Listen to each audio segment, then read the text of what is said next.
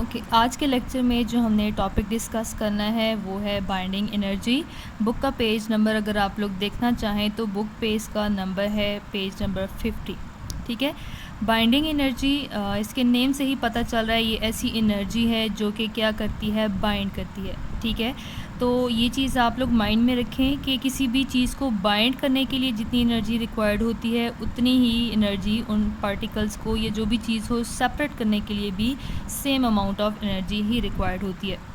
तो binding energy actually ये हमारे पास होती है फॉर न्यूक्लियॉन्स। ठीक है, या हम कोई भी यहाँ पे एटम्स कंसिडर कर सकते हैं, कोई भी पार्टिकल्स कंसिडर कर सकते हैं। ठीक है, तो उन पार्टिकल्स को बाइंड करने के लिए जितनी एनर्जी रिक्वायर्ड है उसको हम बाइंडिंग एनर्जी कहते हैं, या उन पार्टिकल्स को सेपरेट करने के लिए जितनी अमाउंट ऑफ एनर्जी रिक्वायर्ड है उसको भी हम क्या कहते हैं, that is also known as binding energy. Okay, definition के according the amount of energy required to bind और सेपरेट द पार्टिकल्स। ठीक है, अभी हमने यहाँ पे डिस्कस किया कि जितनी एनर्जी बाइंड करने के लिए रिक्वायर्ड होती है उतनी ही अमाउंट ऑफ एनर्जी सेपरेट करने के लिए भी जो रिक्वायर्ड होती है पार्टिकल्स को, उस एनर्जी को हम क्या कहते हैं, it is known as binding energy. ठीक है, बाइंडिंग एनर्जी का कॉन्सेप्ट जो है वो आप लोग ले सकते हैं फ्रॉम मेटालिक बॉन्डिंग। आपने प्रीवियस क्लासेस में मेटालिक बॉन्डिंग का टॉपिक पढ़ा होगा, जिसमें क्या होता है कि हमारे पास मेटल एटम्स इलेक्ट्रॉन्स को लॉस कर देते हैं। ठीक है, और वही इलेक्ट्रॉन्स केटाइंस के साथ जब अट्रैक्शन शो करते हैं, बाइंड होते हैं, एनर्जी रिक्वायर्ड होती है, तो उसको हम क्या कहते हैं, बाइंडिंग एनर्जी। ठीक है, इस टॉपिक को अगर आप लोगों को इसकी समझ नहीं आई हुई तो आप लोग इसको चेक कर लें, रीड आउट कर लें, तभी आपको ये टॉपिक समझ आएगा। ओके, बाइंडिंग एनर्जी जो रिक्वायर्ड होती है उसका डायरेक्ट रिलेशन होता है किसके साथ, with the number of unpaired electrons. कि किसी भी एटम के पास जितने अनपेयर्ड इलेक्ट्रॉन्स ज़्यादा होंगे उतनी ही उसकी बाइंडिंग एनर्जी भी क्या होगी, ज़्यादा होगी। तो यहाँ पे हम बाइंडिंग एनर्जी ट्रांजिशन एलिमेंट्स की देख रहे हैं, specifically of the first transition series. ठीक है, तो यहाँ पे क्या है, transition metals are tough and have great mechanical strength due to strong metallic bonding. ठीक है, कि जितनी भी हमारे पास ट्रांजिशन मेटल्स होती हैं वो हार्ड होती हैं, टफ़ होती हैं, उनकी मैकेनिकल स्ट्रेंथ बहुत ज़्यादा होती है। और ये क्यों होती है, क्योंकि उनके अंदर मेटालिक बॉन्ड स्ट्रॉन्ग होता है। मेटालिक बॉन्ड क्यों स्ट्रॉन्ग होता है, क्योंकि इनके पास नंबर ऑफ़ अनपेयर्ड इलेक्ट्रॉन्स ज़्यादा हैं, ज़्यादा इलेक्ट्रॉन्स को ये लॉस करेंगे, ज़्यादा केटायंस बनेंगे। ठीक है, और जो हमारे पास बाइंडिंग एनर्जी होगी वो भी क्या होगी, स्ट्रॉन्ग होगी। बाइंडिंग एनर्जी स्ट्रॉन्ग होगी तो और अल्टीमेटली जो हमारे पास ट्रांजिशन मेटल्स हैं इनकी स्ट्रेंथ भी क्या होगी, इंक्रीज़ हो जाएगी, और ये टफ़ और क्या हो जाएंगी, साथ साथ हार्ड भी होंगी। यही रीज़न है that they use transition metal use both outer electrons in the s orbital and inner lying d orbital electrons take part in bonding। ठीक है, कि जो हमारे पास मेटालिक बॉन्डिंग होती है या कोई भी बॉन्डिंग, उसमें जो हमारे पास ट्रांजिशन मेटल्स हैं ये अपने जो आउटर मोस्ट एस ऑर्बिटल है इसके इलेक्ट्रॉन्स को भी यूज़ करते हैं, इसके साथ साथ जो इनर डी ऑर्बिटल है इसके इलेक्ट्रॉन्स को भी यूज़ करते हैं in bond formation. That's why number of electrons ज़्यादा होंगे, एस वाले भी यूज़ हो रहे हैं और डी वाले भी यूज़ होंगे, तो हमारे पास जो इनकी बाइंडिंग एनर्जी होगी वो क्या हो जाएगी, इंक्रीज़ हो जाएगी। फॉर एग्ज़ाम्पल अगर हम यहाँ पे देखना चाहें, लेट सपोज़ हम ले रहे हैं स्कैंडियम। ठीक है, ये फर्स्ट वन हमारे पास स्कैंडियम है, एटॉमिक नंबर इसका कितना है, 21। अब यहाँ पे देखें ये अपना आउटर जो 4s के 2 इलेक्ट्रॉन्स हैं इसको भी ये बॉन्डिंग में यूज़ करेगा, और जो 3d1 है इस 1 इलेक्ट्रॉन को भी ये बॉन्डिंग में यूज़ करेगा, मेटालिक बॉन्डिंग में, जिसकी वजह से इसका मेटालिक बॉन्ड की जो स्ट्रेंथ है वो क्या हो जाएगी, इंक्रीज़ होगी। ठीक है, अब ये यहाँ पे ये 4s और इनर 3d को क्यों यूज़ कर रहे हैं, क्योंकि इन दोनों में जो एनर्जी का डिफरेंस है वो क्या है, बहुत ही ज़्यादा कम है।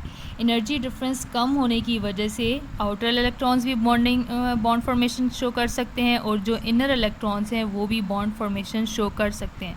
ठीक है, ये जो हमारे पास आ रहा है कि इनर और आउटर दोनों इलेक्ट्रॉन्स यूज़ हो सकते हैं, ये बाकी एलिमेंट्स ये फीचर शो नहीं करते। और क्यों नहीं शो करते, क्योंकि उनके ऑर्बिटल्स में डिफरेंस ज़्यादा होता है, यहाँ पे डिफरेंस कम है, तो ये इनर इलेक्ट्रॉन्स को भी यूज़ करेंगे और आउटर इलेक्ट्रॉन्स को भी यूज़ करेंगे for the bond formation. Okay, उसके बाद हमारे पास आ रहा है ट्रेंड। ठीक है। अगर हम फर्स्ट ट्रांजिशन सीरीज़ में देखना चाहें तो ट्रेंड क्या होगा, from left to right in first series binding energy increases up to vanadium. ठीक है, बाइंडिंग एनर्जी स्टार्ट से लेकर वेनेडियम तक क्या होगी, इंक्रीज़ होगी, और उसके बाद ये क्या होगी, लास्ट तक एंड तक ये डिक्रीज़ होगी। ठीक है, पहले हम यहाँ पे इसको देख लेते हैं पीरियोडिक टेबल से। हमने यहाँ पे क्या कहा, स्कैंडियम से वेनेडियम तक बाइंडिंग एनर्जी क्या होगी, इंक्रीज़ होगी। उसके बाद हमारे पास बाइंडिंग एनर्जी क्या होगी, डिक्रीज़ होना स्टार्ट होगी। इसका रीज़न भी देख लेते हैं। हमने क्या कहा कि बाइंडिंग एनर्जी किस पे डिपेंड करती है, नंबर ऑफ़ अनपेयर्ड इलेक्ट्रॉन्स। तो जो हमारे पास नंबर ऑफ़ अनपेयर्ड इलेक्ट्रॉन्स हैं ये इंक्रीज़ होते हैं up to group 5b and 6b। उसके बाद हमारे पास क्या हो जाती है, पेयरिंग स्टार्ट हो जाती है। फॉर एग्ज़ाम्पल अगर हम यहाँ पे देखें स्कैंडियम में हमारे पास क्या है, 3d1 है, तो इसके d ऑर्बिटल में कितने इलेक्ट्रॉन्स हैं, there is only 1 electron which is unpaired. Moving towards the next one which is titanium का हमारे पास क्या आ रहा है, 3d2, तो इसके d ऑर्बिटल में कितने इलेक्ट्रॉन्स आएंगे, ओनली 2 इलेक्ट्रॉन्स, और ये दोनों इलेक्ट्रॉन्स क्या होंगे, अनपेयर्ड। नेक्स्ट है हमारे पास वेनेडियम की हमारे पास क्या आ रही है, लास्ट में 3d3, तो इसके d ऑर्बिटल में कितने इलेक्ट्रॉन्स होंगे, 3 इलेक्ट्रॉन्स, और 3 इलेक्ट्रॉन्स क्या रहेंगे, अनपेयर्ड। ओके, नेक्स्ट वन जो हमारे पास आ रहा है क्रोमियम। अब यहाँ पे देखें स्टार्ट से लेकर हमारे पास वेनेडियम तक number of unpaired electrons increase हुए हैं। क्रोमियम में भी अगर हम देखें तो इसमें क्या आ रहा है, 3d5, इसके भी d ऑर्बिटल में कितने इलेक्ट्रॉन्स हैं, 5 इलेक्ट्रॉन्स। अब 5 अनपेयर्ड हैं, लेकिन हमने क्या कहा, नंबर ऑफ़ अनपेयर्ड इलेक्ट्रॉन्स ज़्यादा होंगे तो बाइंडिंग एनर्जी भी ज़्यादा होगी। वेनेडियम में 3 अनपेयर्ड इलेक्ट्रॉन्स हैं, क्रोमियम में 5 हैं, तो क्रोमियम की बाइंडिंग एनर्जी ज़्यादा क्यों नहीं है। ओके, हमने पहले भी डिस्कस किया है जो हाफ फील्ड और कम्प्लीटली फील्ड ऑर्बिटल्स होते हैं वो ज़्यादा स्टेबल हैं। तो क्रोमियम का जो d ऑर्बिटल है वो क्या है, हाफ फील्ड है, तो ये अपने इलेक्ट्रॉन्स को लूज़ नहीं करेगा। जब इलेक्ट्रॉन्स लूज़ नहीं होंगे तो मेटालिक बॉन्ड में ये पार्टिसिपेट नहीं करेंगे, और इस वजह से इसकी जो बाइंडिंग एनर्जी होगी वो क्या होगी, कम होगी, क्योंकि कम इसने इलेक्ट्रॉन्स को लॉस किया है, इसके पास इतनी ज़्यादा कैपेबिलिटी नहीं है कि स्टेबिलिटी ज़्यादा है तो ये इलेक्ट्रॉन्स को लॉस नहीं करेगा। उसके बाद मैंगनीज़ का भी सेम यही केस है, इसके पास भी 3d5 है, 5 अनपेयर्ड इलेक्ट्रॉन्स हैं, स्टेबल है, तो ये इसको भी लॉस नहीं करेगा, क्योंकि कोई भी चीज़ स्टेबिलिटी से अनस्टेबिलिटी की तरफ नहीं जाती। उसके बाद अगर हम देखना चाहें आयरन में क्या है, हमारे पास 3d6 है। ठीक है, अब यहाँ पे देखें पेयरिंग स्टार्ट हो रही है। पेयरिंग जब स्टार्ट हो जाती है तो हमारे पास जो बाइंडिंग एनर्जी है वो क्या हो जाती है, डिक्रीज़ होना स्टार्ट होती है। उसके बाद कोबाल्ट है, कोबाल्ट का यहाँ पे हमारे पास क्या है, 3d7। इसको हम ड्रॉ कैसे करेंगे, we have okay d orbital, इसके d जनरेट ऑर्बिटल्स हमारे पास कितने बनते हैं, 5, 1, 2, 3, 4 एंड 5। हमेशा याद रखिएगा पहले हाफ फिलिंग होती है, उसके बाद पेयरिंग स्टार्ट होती है। तो 3d7 को यहाँ पे हम किस तरह से शो करेंगे, इट विल बी 1, 2, 3, 4, 5, 6 एंड 7। ठीक है, पहले आपने हाफ फिल करना है, उसके बाद आपने पेयरिंग स्टार्ट करनी है। तो यहाँ पे भी अब पेयर्ड इलेक्ट्रॉन्स आ रहे हैं तो इसकी बाइंडिंग एनर्जी भी क्या होगी, डिक्रीज़। लास्ट में निकल है, निकल का 3d8 है, इसके लिए हम किस तरह से ड्रॉ करेंगे, the d orbital, it's d generate 5 orbitals, 8 electrons हैं, पहले हाफ फिलिंग होगी, 1, 2, 3, 4, 5। उसके बाद अब पेयरिंग स्टार्ट होगी, 6, 7 एंड 8। ठीक है, अब इसके पास सिर्फ 2 अनपेयर्ड इलेक्ट्रॉन्स हैं, तो इस वजह से इसकी बाइंडिंग एनर्जी भी क्या होगी, कम होगी। तो यही हमने ट्रेंड देखा है कि जब हम आएंगे स्टार्ट से वेनेडियम से स्कैंडियम से वेनेडियम तक आएंगे, number of unpaired electrons increase हो रहे हैं तो बाइंडिंग एनर्जी इंक्रीज़ होगी। क्रोमियम और मैंगनीज़ में भी अनपेयर्ड इलेक्ट्रॉन्स मैक्सिमम हैं, लेकिन ये स्टेबल हैं हाफ फिल्ड होने की वजह से, तो ये लॉस नहीं करेंगे। इनकी बाइंडिंग एनर्जी प्रीवियस एलिमेंट से क्या होगी, डिक्रीज़ होगी, मिनिमम होगी।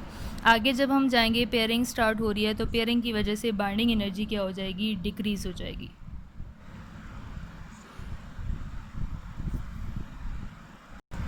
ओके, नेक्स्ट टॉपिक जो हमारे पास आ रहा है that is the variable oxidation state. हमने पहले भी डिस्कस किया है, transition metals they show several oxidation state, इनकी वेरिएबल ऑक्सीडेशन स्टेट होती है, कोई फिक्स ऑक्सीडेशन स्टेट इनकी नहीं है। और क्यों नहीं है, because they use electrons in the outermost and s orbital and also the inner electrons n-1 d electrons in the bond formation, कि ये इनके पास जो आउटरमोस्ट s ऑर्बिटल होता है उसके इलेक्ट्रॉन्स को भी बॉन्डिंग में यूज़ करते हैं, और उससे जो lying inner one d orbital होता है उसको भी ये बॉन्डिंग में यूज़ करते हैं। ठीक है, दोनों ऑर्बिटल्स के इलेक्ट्रॉन्स यूज़ होंगे बॉन्ड फॉर्मेशन में, तो ये क्या शो करेगा, it will show the variable oxidation state. For example okay यहाँ से अगर हम देखना चाहें, फर्स्ट वन हमारे पास क्या है, स्कैंडियम। ठीक है, स्कैंडियम की इलेक्ट्रॉनिक कन्फिग्रेशन लास्ट में हमारे पास क्या आती है, 4s2 एंड 3d1। ये कौन सी ऑक्सीडेशन स्टेट शो करेगा, +3 शो कर सकता है, और +3 इसकी कब होगी, जब ये s के 2 इलेक्ट्रॉन्स भी लॉस कर दे और d का 1 इलेक्ट्रॉन भी लॉस कर देगा, तो इसका चार्ज इस पर क्या आ जाएगा, it will show the oxidation state of +3। ठीक है, यहाँ पे आपके पास जो हो रहा है 4s के 2 इलेक्ट्रॉन्स लॉस होंगे और d का 1 इलेक्ट्रॉन लॉस होगा, तो ये क्या शो करेगा, +3। टाइटेनियम है, इसकी हमारे पास इलेक्ट्रॉनिक कन्फिग्रेशन है 4s2 एंड 3d2। ठीक है, ये +4 ऑक्सीडेशन स्टेट शो करता है, और कब शो करेगा, जब ये s के 2 इलेक्ट्रॉन्स भी लॉस कर देगा और d के 2 इलेक्ट्रॉन्स लॉस होंगे, तो ये क्या, इसके ऊपर चार्ज क्या आ जाएगा, it will bear the charge +4।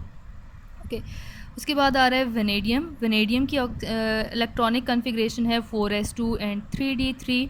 ठीक है, 4s2 यहाँ पे आपको नज़र आ रहा है, और 3d में कितने इलेक्ट्रॉन्स हैं, 3 इलेक्ट्रॉन्स। अब ये वेरिएबल ऑक्सीडेशन स्टेट शो कर सकता है +2 कब होगी, जब ये कौन से इलेक्ट्रॉन लॉस करेगा, 4s के 2 इलेक्ट्रॉन्स। अब ये चीज़ याद रखिएगा कि पहले इलेक्ट्रॉन्स जो लॉस होंगे वो 4s से लॉस होंगे, उसके बाद 3d में से लॉस होंगे। तो +2 चार्ज तब आएगा जब ये कौन से इलेक्ट्रॉन्स को लॉस कर देगा, s के 2 इलेक्ट्रॉन्स। +3 चार्ज तब आएगा जब 4s के 2 इलेक्ट्रॉन्स लॉस होंगे और d का 1 इलेक्ट्रॉन लॉस होगा। +4 तब आएगा जब 4s के 2 इलेक्ट्रॉन्स और 3d के 2 इलेक्ट्रॉन्स लॉस हो जाएंगे। +5 तब आएगा जब ये सारे इलेक्ट्रॉन्स 4s के 2 और 3d3 के 5 इलेक्ट्रॉन्स, ये 3 इलेक्ट्रॉन्स लॉस हो जाएंगे, तो चार्ज क्या आ जाएगा इसके ऊपर, +5। इसी तरह से केस है क्रोमियम का, it shows +2 +3 and +6 oxidation state. +2 oxidation state तब होगी जब ये एक इलेक्ट्रॉन लॉस करेगा s में से और एक इलेक्ट्रॉन लॉस करेगा फ्रॉम d ऑर्बिटल। +3 तब होगी जब एक इलेक्ट्रॉन लॉस होगा s में से और 2 इलेक्ट्रॉन्स लॉस होंगे d में से। +6 तब होगी जब ये एक s में से लॉस करेगा और 5 d में से लॉस करेगा, तो इसके ऊपर चार्ज क्या आ जाएगा, it will show the +6 charge. इसी तरह से मैंगनीज़ है, मैंगनीज़ +2 +3 +4 +5 6 एंड 7 शो करता है। +2 तब होगी जब 4s के 2 इलेक्ट्रॉन्स लॉस होंगे। +3 ऑक्सीडेशन स्टेट तब होगी जब 4s के 2 और 3d का 1 लॉस होगा। +4 तब चार्ज आएगा जब 2 इलेक्ट्रॉन्स s में से लॉस होंगे और 2 इलेक्ट्रॉन्स d में से। +6 तब होगी जब 4s में से 2 इलेक्ट्रॉन्स लॉस होंगे और 4 इलेक्ट्रॉन्स लॉस होंगे फ्रॉम 3d। +7 तब आएगी जब ये 4s के 2 इलेक्ट्रॉन्स और 3d के 5 इलेक्ट्रॉन्स लॉस होंगे, तो ये हमारे पास क्या आ जाएगा, it will bear the +7 charge. उसके बाद हमारे पास +2 +3 इसी तरह से आता जाएगा। बस ये चीज़ आपने याद रखनी है, पहले इलेक्ट्रॉन्स लॉस होते हैं फ्रॉम 4s ऑर्बिटल और उसके बाद हमारे पास लॉस ऑफ इलेक्ट्रॉन होगा from 3d orbital. So that's the topic, thank you.